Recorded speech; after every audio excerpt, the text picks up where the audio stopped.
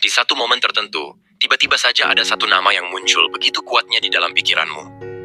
Kamu bisa sedang sibuk, sedang bekerja, bahkan sedang tidak memikirkan apapun, tapi dia muncul begitu saja. Seolah ada sesuatu yang ingin disampaikan alam semesta melalui kehadirannya di pikiranmu. Dan anehnya, semakin kamu mencoba mengabaikannya, semakin jelas bayangannya muncul. Seakan ada energi yang terus menarikmu untuk memperhatikannya. Tenang, kamu tidak sedang berlebihan. Ada alasan besar di balik semua itu. Dan dalam video kali ini, kita akan membongkar apa yang sebenarnya terjadi ketika seseorang muncul terus-menerus di pikiranmu. Bukan sekadar teori, tetapi hal-hal yang jarang dibahas dan mungkin akan membuatmu tersadar. Oh, jadi ini alasannya. Siapkan dirimu. Karena setelah ini, kamu mungkin melihat hubungan kalian dari sudut pandang yang berbeda dan jauh lebih dalam. Yang pertama, menurut sudut pandang spiritual energy. Dalam sudut pandang spiritual, ketika seseorang terus muncul di pikiranmu, hal itu tidak selalu dianggap sebagai hal yang kebetulan. Banyak kepercayaan yang meyakini bahwa pikiran manusia adalah bentuk energi, dan energi memiliki kemampuan untuk menarik, merasa, bahkan saling mempengaruhi tanpa harus bertemu secara fisik. Karena itu, munculnya seseorang dalam pikiranmu berulang kali sering ditafsirkan sebagai tanda adanya koneksi batin, ikatan energi, atau hubungan tak terlihat yang sedang aktif antara kamu dan dia. Dalam keyakinan tertentu, setiap kali kamu memikirkan seseorang dengan kuat, energi dirimu mengirimkan gelombang ke orang tersebut. Energi ini bekerja seperti frekuensi. Ketika frekuensinya cocok, maka dua individu bisa saling menyentuh, meskipun tidak bertemu. Inilah mengapa beberapa orang percaya bahwa jika seseorang terus hadir di pikiranmu secara konsisten dan tanpa alasan yang jelas, sangat mungkin ia juga sedang memikirkanmu pada waktu yang hampir bersamaan. Energi yang kamu kirim diterima olehnya, dan energinya kembali memantul kepadamu dalam bentuk pikiran tiba-tiba tentang dirinya. Namun spiritualitas juga membedakan apakah pikiran itu berasal dari ikatan batin atau hanya keinginan diri sendiri. Ikatan batin biasanya hadir dengan sensasi yang lembut dan intuitif. Kamu memikirkannya lalu merasakan ketenangan, merasa dekat meski jauh, dan kadang merasakan hal-hal yang ia rasakan tanpa diberitahu. Tidak ada tekanan, tidak ada rasa memaksa, hanya ada kedekatan yang sulit dijelaskan. Pikiran seperti ini sering muncul pada hubungan yang dalam. Hubungan lama yang belum selesai, atau hubungan antara dua jiwa yang pernah memiliki keterhubungan kuat di masa lalu. Sebaliknya, spiritualitas juga mengingatkan bahwa pikiran terus-menerus bisa datang dari keinginan kuat atau energi tidak stabil dalam diri, bukan dari orang itu. Jika pikiran tentang dia terasa berat, menekan, atau dipenuhi kecemasan, maka itu lebih menunjukkan energi diri sendiri yang tidak seimbang. Ketika energi batinmu tidak stabil, kamu cenderung menarik bayangan orang yang kamu beri nilai emosional tinggi, bukan karena dia memikirkanmu, tetapi karena dirimu sedang mencoba mencari pegangan. Ini sering disalahartikan sebagai ikatan spiritual, padahal sebenarnya hanya proyeksi dari keinginan dan ketakutan dalam dirimu. Beberapa tradisi spiritual juga menjelaskan tentang konsep energetic cords, atau tali energi yang terbentuk ketika dua orang memiliki hubungan emosional mendalam. Jika tali ini masih terhubung, pikiran tentang seseorang bisa muncul kapan saja, meski kalian sudah lama tidak komunikasi. Bahkan jika kamu mencoba melupakannya, energi itu tetap bergerak dan sesekali menyentuh kesadaranmu. Jika koneksi ini sehat, kamu akan merasakan kedamaian setiap kali mengingatnya. Jika tidak sehat, kamu justru akan merasakan tarikan yang melelahkan. Jadi dari sudut pandang spiritual, seseorang yang terus muncul di pikiranmu bisa berarti ada koneksi batin yang kuat antara kalian. Koneksi yang tidak bisa dijelaskan dengan logika biasa. Tetapi spiritualitas juga mengajarkan pentingnya membedakan apakah pikiran itu datang dari hubungan energi yang tulus atau dari ketidakstabilan emosionalmu sendiri. Kuncinya ada pada perasaanmu saat mengingatnya. Apakah kamu merasa tersambung atau justru merasa terjebak? Kedua, menurut sudut pandang perilaku. Dari sudut pandang perilaku, seseorang yang terus muncul di pikiranmu bukan hanya tentang apa yang terjadi di dalam dirimu, tetapi juga bagaimana kamu merespons dan bagaimana dia bertindak terhadapmu. Pikiran manusia sangat dipengaruhi oleh pengalaman nyata, pola interaksi, dan perilaku yang diterima dari orang lain. Karena itu, perilaku, baik perilakumu maupun perilakannya, sering menjadi indikator kuat apakah ini sekadar obsesi, perasaan yang sehat, atau bahkan tanda bahwa dia juga memikirkanmu. Jika seseorang memang memiliki perasaan terhadapmu, perilakunya biasanya meninggalkan jejak emosional yang melekat. Misalnya, cara dia memperhatikan, cara dia menatap, nada suaranya saat berbicara denganmu, atau bagaimana dia membuatmu merasa dihargai. Pengalaman seperti ini sangat mudah terekam oleh otak dan membuatnya muncul kembali di pikiran, bahkan ketika kamu tidak sedang bersama. Pikiran seperti ini biasanya membawa rasa hangat dan membuatmu merasa tersenyum sendiri. Ini adalah reaksi alami dari tubuh terhadap pengalaman positif yang kamu dapatkan dari interaksi dengannya. Namun perilaku juga menjadi penentu apakah perasaan itu bersifat sehat atau justru sepihak. Jika kamu terus memikirkannya, tetapi perilakunya tidak pernah menunjukkan respon yang jelas, tidak ada perhatian, tidak ada usaha, tidak ada keinginan untuk mendekat, maka pikiranmu kemungkinan lebih dipengaruhi oleh harapan dan fantasi yang kamu ciptakan sendiri. Kamu memiliki lebih banyak ruang kosong untuk mengisi interpretasi sendiri karena tidak ada perilaku nyata yang bisa kamu jadikan pegangan. Inilah yang membuatmu semakin sering memikirkan dia, karena otak terus mencoba mencari kepastian dari sesuatu yang sebenarnya tidak ada jawabannya. Sebaliknya, jika dia menunjukkan perilaku yang stabil, konsisten, dan perhatian, misalnya dia selalu menghubungi duluan, menanyakan kabarmu, mengingat detail kecil tentangmu, atau selalu mencoba melibatkanmu dalam hidupnya. Hal ini seringkali menjadi tanda bahwa pikiranmu bukan sekadar obsesi. Kamu memikirkannya karena memang ada energi dua arah yang sedang berjalan. Pikiranmu muncul karena perilakunya menguatkan rasa aman dan koneksi yang terbentuk di antara kalian. Perilaku juga dapat menjelaskan kenapa pikiran tentang seseorang bisa menjadi intens saat interaksi terasa ambigu. Misalnya, dia kadang dekat, kadang menjauh, kadang perhatian, kadang dingin. Pola seperti ini membuat otakmu bekerja keras mencari makna, sehingga dia muncul lebih sering di pikiranmu. Ini bukan karena kamu mencintainya lebih dalam, tetapi karena otak manusia cenderung terjebak pada hal-hal yang tidak jelas atau tidak terselesaikan. Pada akhirnya, sudut pandang perilaku mengajarkan bahwa seseorang muncul di pikiranmu bukan hanya tentang emosi, tetapi tentang apa yang dia lakukan dalam hidupmu. Jika perilakunya memberi tanda bahwa kamu penting baginya, wajar jika kamu memikirkannya. Tetapi jika perilakunya kosong, tidak konsisten, atau hanya membuatmu bingung, maka pikiran yang terus muncul lebih banyak berasal dari interpretasi dan kebutuhan emosionalmu sendiri, bukan dari koneksi nyata yang ia bangun. Pengamatan terhadap perilaku adalah cara paling jujur untuk memahami apakah pikiranmu datang dari cinta yang sehat atau dari ketidakpastian yang memancing pikiran terus-menerus. Yang ketiga, menurut sudut pandang psikologi. Ketika seseorang terus muncul di pikiranmu, psikologi melihatnya sebagai reaksi alami dari emosi yang sedang bekerja. Namun maknanya bisa sangat berbeda tergantung bagaimana pikiran itu muncul, seberapa sering, dan bagaimana perasaan yang menyertainya. Dalam banyak kasus, seseorang muncul di pikiran karena adanya stimulus emosional yang kuat. Kalian pernah dekat, pernah berbagi momen, atau dia memiliki karakter yang membuatmu merasa nyaman atau tertarik. Otak akan menyimpan pengalaman emosional jauh lebih kuat dibanding pengalaman biasa, sehingga wajar jika dia muncul kembali dalam pikiran meskipun kalian tidak sedang berkomunikasi. Tetapi pada sisi lain, psikologi juga membedakan apakah pikiran itu muncul karena obsesi atau karena keterikatan emosional yang sehat. Obsesi biasanya muncul ketika pikiran itu terasa memaksa, datang tanpa kamu inginkan, dan terus berulang bahkan ketika kamu sedang melakukan hal lain. Kamu mungkin mendapati dirimu memikirkan setiap detail tentang dia, menebak-nebak reaksinya, dan semakin cemas ketika kamu tidak menerima kepastian dari dia.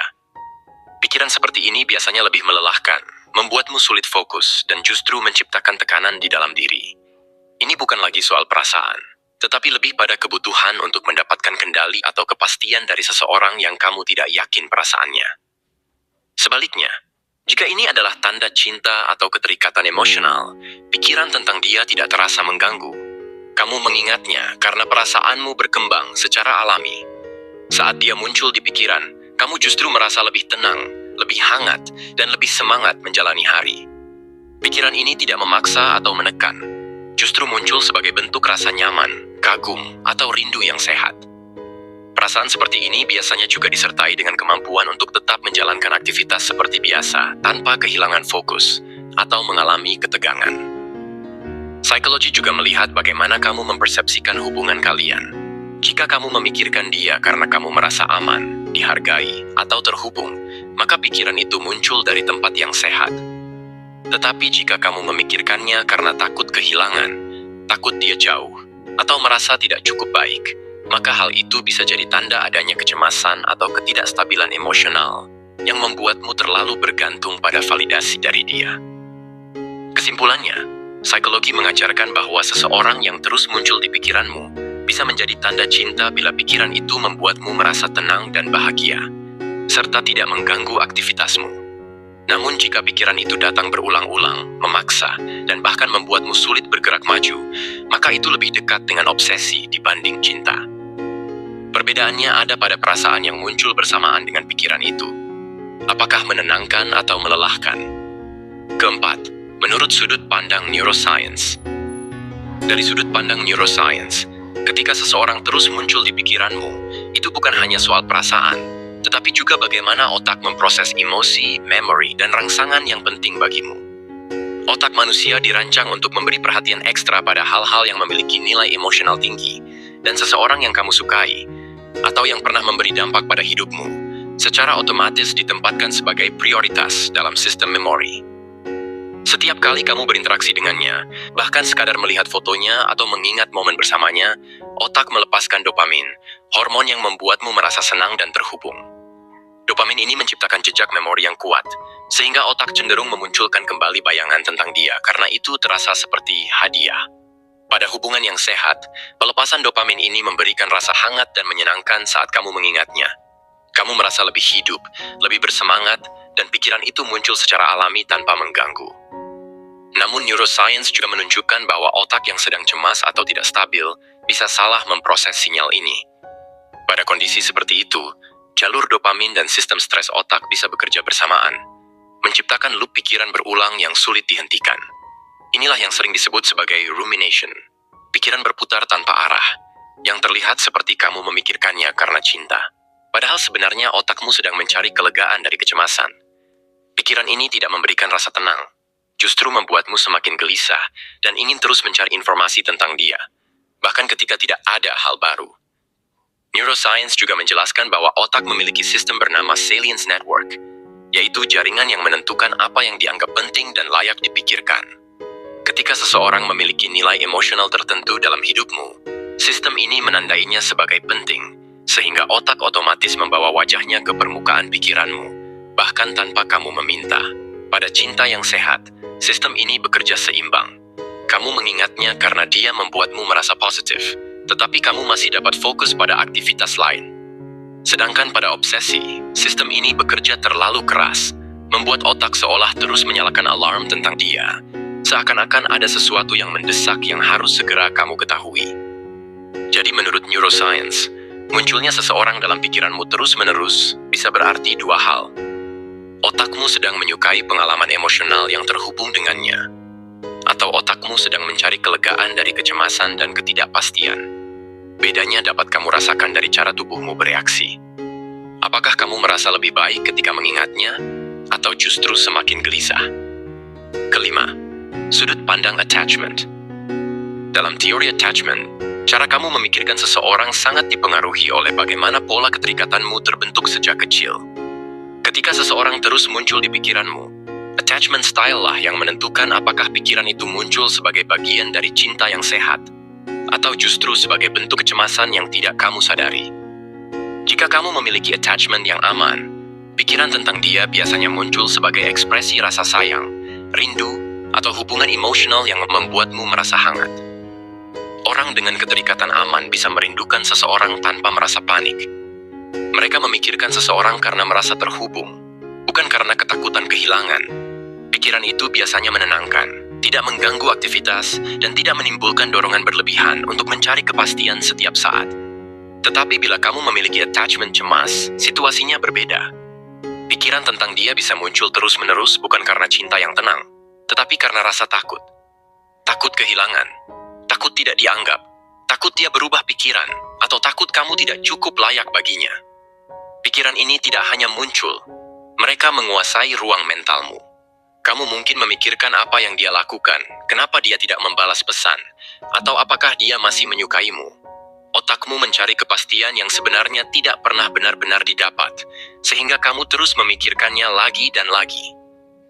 Ini terlihat seperti cinta, tapi sebenarnya yang bekerja adalah kecemasan yang tertanam dalam. Ada juga attachment menghindar, yang terlihat tidak peduli, tetapi diam-diam memikirkan seseorang sangat kuat. Pada tipe ini, seseorang bisa muncul terus dalam pikiranmu karena ada perasaan yang tidak pernah kamu izinkan untuk keluar. Kamu memikirkannya dalam diam, tapi menolak untuk mengakuinya. Bahkan ketika kamu berusaha menjauh atau sibuk dengan hal lain, bayangan dia tiba-tiba muncul. Biasanya saat malam atau saat kamu sendirian. Pikiran ini menciptakan konflik internal. Ingin dekat, tapi takut terluka. Attachment juga menjelaskan kenapa dua orang bisa mengalami hal berbeda. Jika dia memiliki attachment aman dan kamu attachment cemas, kamu bisa memikirkannya setiap hari sementara dia memikirkanmu dengan tenang. Bukan karena dia tidak peduli, tetapi karena gaya keterikatannya lebih stabil. Sebaliknya, jika kalian sama-sama memiliki attachment cemas, maka hubungan kalian bisa terasa sangat intens. Kalian saling memikirkan tanpa henti, dan setiap perubahan kecil terasa seperti ancaman besar. Pada akhirnya, dari sudut pandang attachment, seseorang muncul di pikiranmu terus-menerus bisa berarti dua hal. Pertama, ada koneksi emosional yang kuat dan kamu merasa aman dengannya. Kedua, ada kecemasan di dalam dirimu yang membuatmu butuh validasi darinya untuk merasa cukup. Perbedaannya ada pada sensasinya. Apakah pikiran itu membuatmu tenang, atau justru membuatmu takut kehilangan? Keenam, sudut pandang evolusi psikologi sosial. Dari sudut pandang evolusi, ketika seseorang terus muncul di pikiranmu, itu bukanlah sesuatu yang terjadi secara kebetulan. Otak manusia secara alami dirancang untuk memberikan perhatian lebih pada hal-hal atau individu yang memiliki potensi penting dalam kelangsungan hidup dan reproduksi. Itulah mengapa dari sudut pandang evolusi, rasa tertarik pada seseorang, apalagi seseorang yang memiliki kualitas yang kamu anggap berharga, secara otomatis membuat otak menempatkannya sebagai prioritas di dalam kesadaranmu. Kamu memikirkannya karena ia dipandang sebagai kandidat pasangan yang potensial, atau seseorang yang bisa memenuhi kebutuhan emosional dan sosialmu. Pada hubungan yang sehat, naluri evolusi ini bekerja seperti sebuah radar alami. Kamu memikirkan seseorang karena kamu melihat sesuatu dalam dirinya yang membuatmu tertarik, misalnya kebaikan, kecerdasan, daya tarik, atau rasa aman yang dia berikan. Pikiran ini muncul sebagai bentuk evaluasi alam bawah sadar. Apakah dia cocok untukmu? Apakah dia mampu membangun hubungan jangka panjang? Dan apakah kamu melihat masa depan dengannya? Pikiran semacam ini normal, menenangkan, dan biasanya muncul ketika kamu sedang dalam fase tertarik secara natural. Namun, psikologi sosial juga memperingatkan bahwa naluri evolusi ini bisa bekerja secara berlebihan dalam kondisi tertentu. Jika kamu merasa terancam kehilangan seseorang, merasa bersaing dengan orang lain, atau merasa posisimu dalam hidup tidak stabil, otak bisa mengaktifkan mode monitoring, yaitu dorongan untuk mengawasi seseorang secara terus-menerus. Kamu bisa memikirkan setiap gerakannya, setiap kata-katanya, bahkan hal-hal kecil yang sebenarnya tidak penting. Ketika ini terjadi, otak tidak lagi menilai seseorang sebagai pasangan potensial, tetapi sebagai sumber ketidakpastian yang harus dikendalikan. Inilah yang membuat pikiran menjadi intens dan terlalu berulang, dan akhirnya lebih mirip obsesi daripada cinta. Psikologi sosial juga menjelaskan bahwa kita cenderung memikirkan seseorang ketika kita merasa ada keterhubungan sosial yang belum terselesaikan. Jika dia menunjukkan tanda-tanda minat lalu tiba-tiba menjauh, atau jika kalian berada dalam situasi ambigu, tidak jelas apakah dia menyukaimu atau tidak, otakmu akan bekerja keras mencari makna di balik ketidakpastian itu. Ini adalah mekanisme manusia untuk bertahan dalam hubungan sosial, karena ketidakjelasan dianggap sebagai ancaman terhadap kestabilan. Menariknya, dari perspektif evolusi, semakin seseorang memiliki nilai pasangan yang kamu anggap tinggi, semakin besar kemungkinan dia muncul dalam pikiranmu. Ini bukan obsesi, tetapi bagian dari mekanisme seleksi alam yang telah terbentuk selama jutaan tahun. Kamu memikirkan seseorang bukan hanya karena kamu menyukainya, tetapi juga karena otakmu mencoba memahami apakah dia layak diperjuangkan. Jadi, dari sudut pandang evolusi dan psikologi sosial, seseorang yang terus muncul di pikiranmu bisa menjadi tanda bahwa naluri alammu sedang menilai dia sebagai sosok penting dalam hidupmu. Bisa karena kamu tertarik padanya secara mendalam, atau karena otakmu menganggap ada sesuatu yang belum selesai. ketidakpastian, persaingan, atau ketidakseimbangan dalam hubungan. Perbedaannya dapat kamu rasakan dari niat di balik pikiran itu. Apakah kamu memikirkannya karena kagum dan tertarik, atau karena gelisah dan takut kehilangan? Ketujuh, sudut pandang hati intuisi. Dari sudut pandang hati dan intuisi, seseorang yang terus muncul di pikiranmu seringkali dianggap sebagai panggilan batin. Sesuatu yang tidak bisa dijelaskan oleh logika, tetapi kamu bisa benar-benar merasakannya. Intuisi adalah bagian terdalam dari dirimu yang bekerja secara halus, membaca sinyal-sinyal yang tidak ditangkap oleh pikiran sadar. Ketika seseorang terus hadir dalam batinmu, intuisi kadang sedang mencoba memberitahu bahwa ada sesuatu yang penting tentang dia yang perlu kamu sadari. Jika perasaanmu terhadapnya muncul bersamaan dengan ketenangan, rasa hangat, dan kejelasan yang sulit dijelaskan, banyak yang percaya bahwa itu adalah tanda hatimu merasa cocok dengannya. Intuisi manusia seringkali menangkap getaran dari seseorang lebih cepat daripada logika. Kamu merasa seperti tersambung, meski belum ada kepastian atau hubungan yang jelas. Terkadang, intuisi juga membuatmu merasa bahwa dia memikirkanmu di waktu yang sama. Seperti kamu tiba-tiba mengingatnya tanpa pemicu apapun, lalu tidak lama kemudian dia menghubungimu atau kamu melihat sesuatu yang terkait dengannya. Hal-hal seperti ini sering diasosiasikan sebagai tanda batin saling memanggil. Namun hati juga bisa menipu jika kamu sedang berada dalam kondisi emosional yang kacau. Ketika kamu sangat menginginkan seseorang, rasa rindu dan kecemasan bisa menipiskan batas antara intuisi dan keinginan. Kamu mungkin merasa seperti hatimu sedang memberi pesan, padahal sebenarnya yang bicara adalah rasa takut kehilangan atau harapan yang begitu besar sehingga membentuk ilusi seolah intuisi sedang memanggilmu. Dalam kondisi seperti itu, pikiran tentang dia terasa intens tetapi tidak menenangkan. Kamu mengingatnya tapi merasa gelisah, merasa penasaran tetapi juga takut. Intuisi sejati, menurut banyak pandangan spiritual dan psikologis, selalu datang dengan rasa damai. Mungkin kamu tidak tahu alasannya, tetapi kamu merasa yakin bahwa ada sesuatu antara kamu dan dia. Pikiran itu tidak memaksa, tidak menuntut, tidak membuatmu terjebak. Justru memberikan kejernihan tentang apa yang kamu rasakan. Terkadang intuisi datang dalam bentuk rasa familiar, seolah kamu sudah mengenal dia sejak lama, atau seolah hatimu sejalan dengannya, meski logika belum bisa menjelaskan. Tetapi jika pikiranmu muncul karena luka lama atau karena kamu sedang butuh seseorang untuk dijadikan pegangan, rasa itu biasanya berat dan membuat napasmu sesak. Itu bukan intuisi, itu adalah emosi yang belum sembuh. Hati yang terluka cenderung mencampur adukan intuisi dengan kebutuhan emosional yang belum terpenuhi. Jadi dari sudut pandang hati dan intuisi, seseorang yang terus muncul di pikiranmu bisa berarti hatimu sedang berbicara. Bisa jadi dia adalah seseorang yang memiliki ikatan emosional penting bagimu, atau seseorang yang pernah terhubung dengan jiwamu. Namun kamu juga perlu jujur merasakan sensasinya. Apakah itu ketenangan yang lembut, atau kegelisahan yang menuntut? Intuisimu biasanya sudah tahu jawabannya. Hanya saja kamu perlu cukup tenang untuk mendengarkannya. Pada akhirnya, ketika seseorang terus muncul di pikiranmu, jawabannya tidak pernah sederhana. Bisa jadi itu cinta, bisa jadi obsesi, bisa jadi koneksi batin, dan bisa juga hanya pantulan dari kebutuhan emosionalmu sendiri. Pikiran manusia adalah perpaduan antara logika, perasaan, kenangan, dan energi yang bergerak tanpa kita sadari. Itulah sebabnya, memahami makna dari seseorang yang hadir begitu sering di dalam benakmu bukan sekadar mencari apakah dia mencintaimu, tetapi juga memahami apa yang sedang terjadi di dalam dirimu. Jika pikiran tentangnya membawa ketenangan, rasa hangat, dan kejelasan, mungkin itu benar-benar tanda adanya ikatan, ketertarikan tulus, atau energi dua arah yang bekerja.